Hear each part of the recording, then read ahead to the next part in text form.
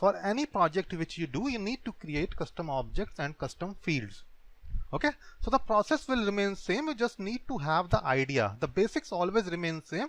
It only depends on the requirement. For different project, you might need to create different type of objects. So the terminology will change, but the concept will remain same. Here in merchandise, we might have created a description field, a number field. In your project, you might need to create a currency field or a text area field or any other type of field. Okay. So the logic remains same. We need to build that infrastructure, that's all. Now what happens next is, if we proceed further in our example, a warehouse application, we have defined a merchandise. Now merchandise, we are selling some items, we are selling some product. So whenever we are selling product, we need to have an invoice statement attached to it, a bill of materials or a bill statement. It could be any kind of document. Okay, so the document could be used for personal use, for our personal documentation, for record keeping, or for government agencies, for tax purpose. So there could be n number of reasons. Okay, so it's a genuine thing that whenever we go and buy some product, whether we are buying from retailer or whether we are buying from a warehouse in bulk, we need an invoice with that. Okay, so an invoice is the kind of bill which we know. So now what we will do, since we need an invoice, so we will create another custom object by name of invoice statement. Now an invoice will have multiple items. Let's say you go ahead and buy multiple type of clothing, shirts, pants, coats, blazers, all those things. So you as a single person, you can even buy 10 shirts, 20 pants, 30 blazers, 50 coats, whatever it is. So these will form the items of a particular invoice. Now it will be a stupid idea to go ahead and create a separate invoice for each and every item. Okay, so all these items, since you are buying it together, so what we can do, we can build an invoice structure where on header we can have the common information like the TIN number, the total price, maybe total number of items, customer detail. And in the items, we can have number of items multiplied by their unit price, and then we can have the total price in the last column. So in Salesforce, to build this, we will need two objects actually. One will be the invoice statement and one will be the invoice statement line items. Now this will not only help us to understand the object structure, but this will also help us to understand the relationships in Salesforce. How we will create these two separate objects and build that relationship between invoice statement, which will work as a header, and line items, which will work as the child object. Okay, so let's not get confused. Let's start with our first object. We will create invoice statement first. So again, to create a custom object, I will go to create objects here, new custom object. Now here what I will do, I will name this custom object invoice statement. As in we were creating merchandise object, I show you how does this merchandise name, this field got created automatically. Okay, so out of the 4 standard fields, one is the name field which gets created automatically. Here the field is mandatory and you need to specifically fill this field to save this object. If you leave this blank and try to save this, it will give you an error. You must enter a value. Similarly, in invoice also, okay, let me just copy this. It should have automatically picked it. Similarly, here also, this is the invoice statement name field, similar to the merchandise name field which gets created automatically. But if you have purchased any item, you should have seen every invoice has a number. Invoices are basically not recognized by their name, but they are actually recognized by the invoice number or the bill number. So in Salesforce, we have a feature wherein we can automatically generate the bill number. So instead of giving it this title, I will give it invoice number. And instead of text, me entering the value, I will give it to auto number. So here you can specify the format. Like if you are running a company by name ABC, so maybe you can have ABC dash.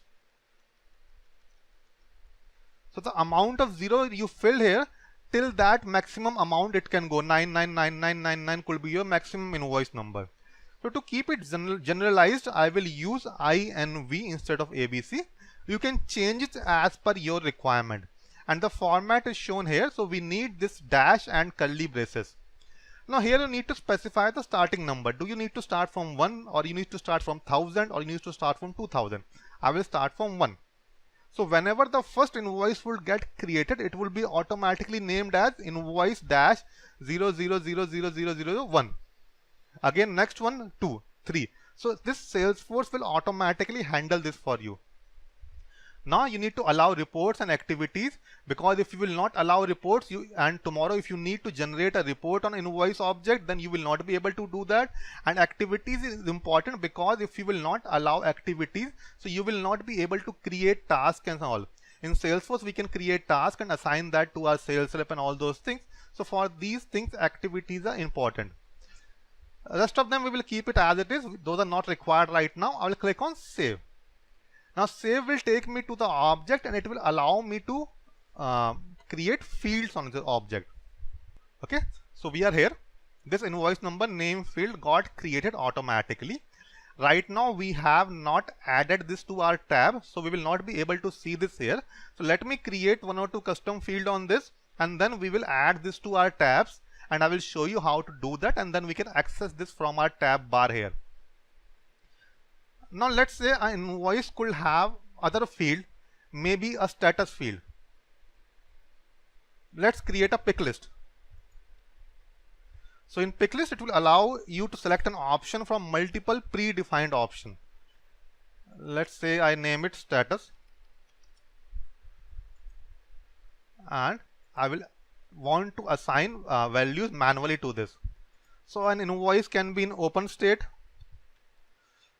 close state. Again, these values are hypothetical, as per your requirement, as per your architecture document, or as per your functional document requirement, whichever have been furnished by your client or from your functional consultant. You need to change these fields and the field name accordingly. And maybe pending. Pending status could be used. Let's say you also have a requirement, for an example, that an invoice which is of value more than $50,000 should go through an approval process.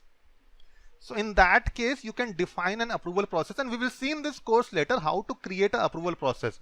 And we will specify the criteria that if an invoice value is more than $50,000, it shall automatically enter into an approval stage. The invoice will get logged in the pending status, and only if the manager approves that, it will get converted into a closed status. Right now, let's just concentrate. We are creating the basic structure, the fields and all. Again, we have to follow the same default steps.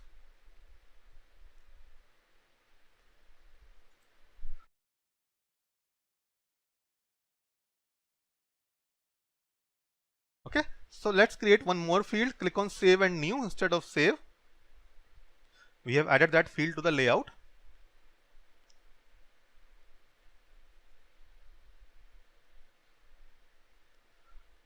Maybe you can have a field which can describe the invoice, or a description field just for your general understanding, or maybe understanding for a third party person, a third person who should have a clear idea what this invoice is all about.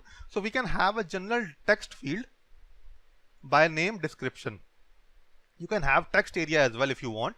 You can go back and have text area, so you can have multiple lines of description up to 255 characters. So we can simply name it as description. If you want to make this field mandatory, you can do this from here.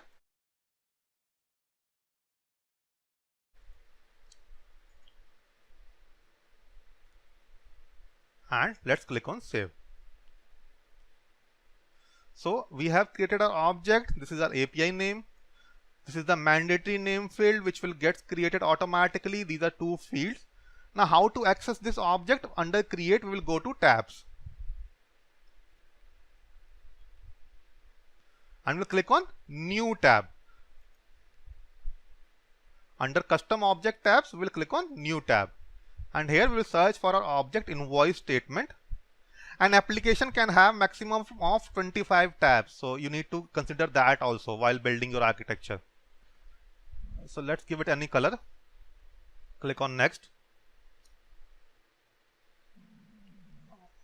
By default, let's set it on. Click on save. So once you click on save, you will see your invoice statement. You see? Now if you click on new, see, we do not have that mandatory name field here, which was there in merchandise, because that will get generated automatically. Let me select this as open and let me enter some description.